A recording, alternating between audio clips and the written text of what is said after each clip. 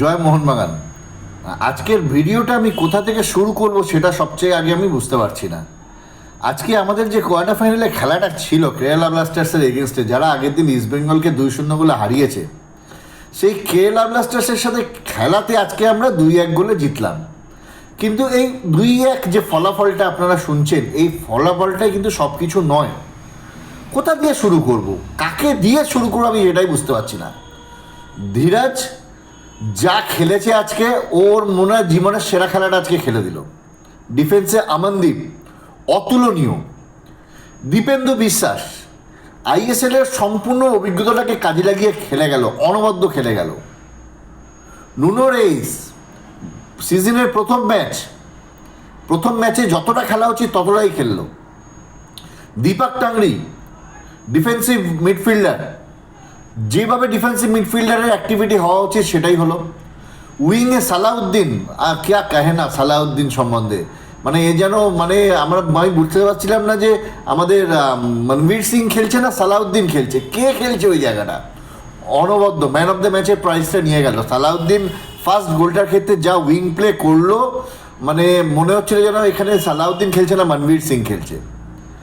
বাঁ দিকে আশিক কুরুনিয়া, নতুন করে কিছু বলার নেই আশিক সম্বন্ধে। আশিক কুরুনিয়া যা উইং প্লে আজকে করেছে, লিস্টার নেই, লিস্টানের দায়িত্ব ছিল আশিকের ওপর। আশিক যেভাবে আজকে ওদেরকে তা থই থই করে নাচিয়েছে, মানে তা দিন দিন না না তিন তিন না, মানে এরকম একটা নাচের, মানে আমার মেয়ে নাচ শিখতো যখন ছোটোবেলায়, নাচের মাস্টার আমরা শেখাতো তা দিন দিন না না তিন তিন না। আশিক আজকে তা দিন দিন না না তিন দিন না করলো।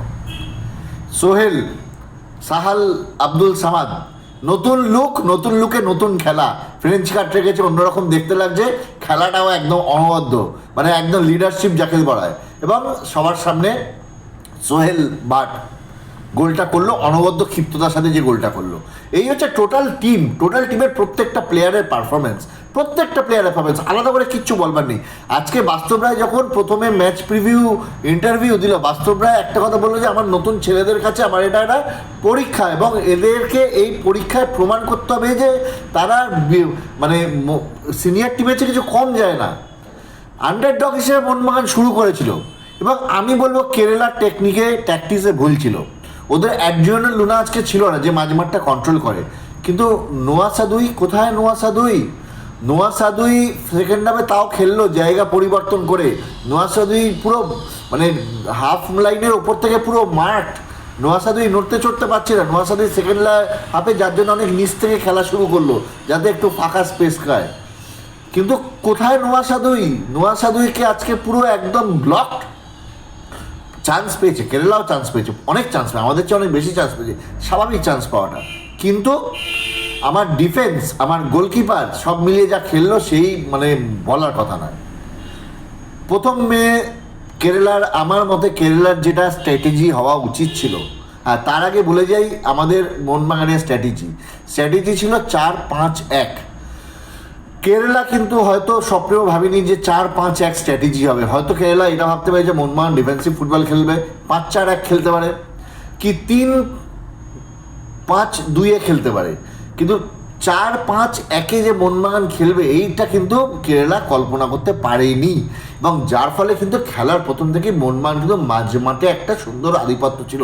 এবং কেরালার যে অ্যাটাকগুলো হচ্ছিল, সে কেরালার অ্যাটাকগুলো মাঝমাঠে কিন্তু সুন্দর করে ব্লক করে দিচ্ছিল। দীপক টাংরি বলুন, অভিষেক সূর্যবংশীর মধ্যে কিছু পাকামি আছে, আমি পরে আসছি, বাট স্টিল অভিষেক সূর্যবংশী বলুন, দীপক টাংরি বলুন, সুন্দর করছিল। এবং তারপর মানে প্রতি আক্রমণে সুন্দর করে আমাদের আশিক কুরুনিয়া এবং সালাউদ্দিন যে সুন্দরভাবে প্রতি আক্রমণগুলো করছিল উইং প্লে দিয়ে, অনবদ্য। প্রথম যে গোলটা পেল, সেই বলটা সালাউদ্দিন যে ক্ষিপ্ততার সাথে উইং প্লে করলো, এবং উইং প্লে করার পর বলটা একদম গোল লাইন থেকে বলটা যেভাবে প্রথমে মানে রেখেছিল হচ্ছে আমাদের সোহেল ভাটের মাথায়, কিন্তু সোহেল ভাট বলটা ফ্লাইটটা মিস করে, এবং বলটা গেল আব্দুল সামাদের কাছে। সামাদ সুন্দর করে বলটাকে নামিয়ে একটা ডচ করে হালকা করে নেটে জড়িয়ে দিল। প্রথম গোল। আধিপত্য ছিল কেরালার অবশ্যই করে, কিন্তু মোহনবাগানের যে প্ল্যানিং ছিল সেই প্ল্যানিংয়ে বাস্তব প্রায় 100% সফল। সেকেন্ড গোলটা যেভাবে হলো, যেভাবে আশিক কুরুনিয়া বলটাকে নিয়ে গেল, আশিক কুরুনিয়া বলটাকে নিয়ে গিয়ে লাস্ট মুহূর্তে গিয়ে বলটা পেনাল্টি বক্সের মধ্যে হালকা করে চিপ করলো এবং সোহেল ভাট ক্ষিপ্ততার সাথে যেভাবে বলটা গোলে রাখলো অনবদ্য। এবং এরপরে স্বাভাবিকভাবে যেটা হয় যে আমার টিম একটু ডিফেন্সিভ খেলবে, সেটাই স্বাভাবিক, এবং সেই জন্য সেখানে নামানো হলো গ্লেন মার্টিন্সকে নামানোর পর টিম একটু ডিফেন্সিভ খেললো। স্বাভাবিকভাবে কেরালা 2টো গোল খেয়েছে, ওরা তো অ্যাটাক করবেই, প্রচুর অ্যাটাক, বিরাজ গোলকিপার অনবদ্য, দীপেন্দু অনবদ্য, আমাদের আমানদীপ অনবদ্য, প্রত্যেকটা ছিল অনবদ্য খেলে যেভাবে ডিফেন্স করে গেল 90টা মিনিট কল্পনা করা যায় না।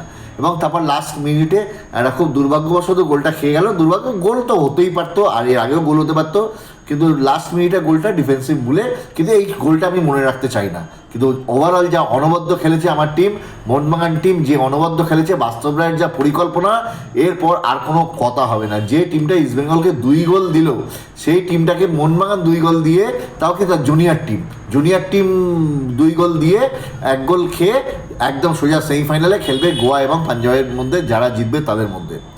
আর একটা কথা বলবার, সেটা বলবো, সে সাহাল আর আশিক কুরুনিয়ার মধ্যে একটা আন্ডারস্ট্যান্ডিং, এটা আপনারা যদি পারেন, খেলাটা যখন মানে হটস্টারে রিপ্লে হবে, মানে রেকর্ডিং দেখবেন, হটস্টারে দেখবেন সাহাল আর আশিক কুরুনিয়ার মধ্যে কর্নারের ওখানে গিয়ে তুই আমাকে দে আমি তোকে দিই, তুই আমাকে দে, মানে পাড়ার ফুটবল হয় না, পাস খেলা, সাহাল আর আশিক কুরুনিয়া এত সুন্দর নিজেদের মধ্যে আন্ডারস্ট্যান্ডিং করে পাস করে সময় নষ্ট করলো।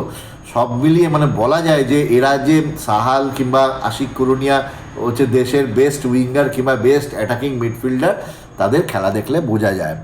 যাই হোক, সব শেষে একটাই কথা বলবো, যে ম্যাচ মোহনবাগান খেলেছে বাচ্চা ছেলেগুলোকে নিয়ে, যে ম্যাচ মোহনবাগান খেললো, হ্যাটস অফ টু বাস্তব রায় খুব মানে একটা মানে সাদা মোটা মানুষ, নম্র মানুষ, ভদ্র মানুষ। প্রথমেই বলে দিল এটা হচ্ছে পরীক্ষার ম্যাচ, এটাই ওদের প্রমাণ করার ম্যাচ, কিন্তু একবারের জন্য আমার মনে হয়নি কিন্তু এই টিমটা জুনিয়র টিম যেভাবে ওরা খেলেছে, এবং কেরালা ব্লাস্টার্সের নোয়া সাদুইয়ের মতো প্লেয়ারকে যেভাবে ওরা আটকেছে, নোয়া খেলেনি এমনটা নয়, কিন্তু যেভাবে ওরা আটকেছে, এক কথা অনবদ্য। মানে সবাইকে আমি অনুরোধ করব, আমাদের বাচ্চা ছেলেগুলোর খেলাটা হটস্টারে একবার ওই রেকর্ডিংটা দেখবেন, খুব ভালো লাগবে, মনটা ভীষণভাবে শান্তি লাগছে, ভীষণভাবে মানে আনন্দটা কীভাবে প্রতিফলিত হচ্ছে আমি বলতে পারবো না।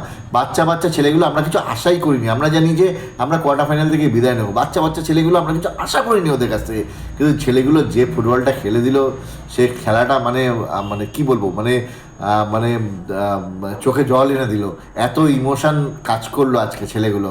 হ্যাটস অফ প্রত্যেকটা ছেলেকে, ভাই ধন্যবাদ, তোমরা যে মোহনবাগানে আজকে মোহনবাগানের হয়ে খেলছো সেটা তোমরা প্রমাণ করে দিয়েছো। এইটুকুই বলার, খুব আনন্দ লাগছে, খুব আনন্দ নিয়ে ভিডিওটা বানালাম। ইনফ্যাক্ট খেলাটা 5 মিনিট আগে শেষ হয়েছে, 5 মিনিটের পর ভিডিওটা বানালাম। সবাই কিন্তু দেখবেন রেকর্ডিংটা, ভালো লাগে বাচ্চা ছেলেগুলোর খেলাগুলো, যারা খেলা দেখেননি। এইটুকুই বলার, আবার বলবো জয় মোহনবাগান।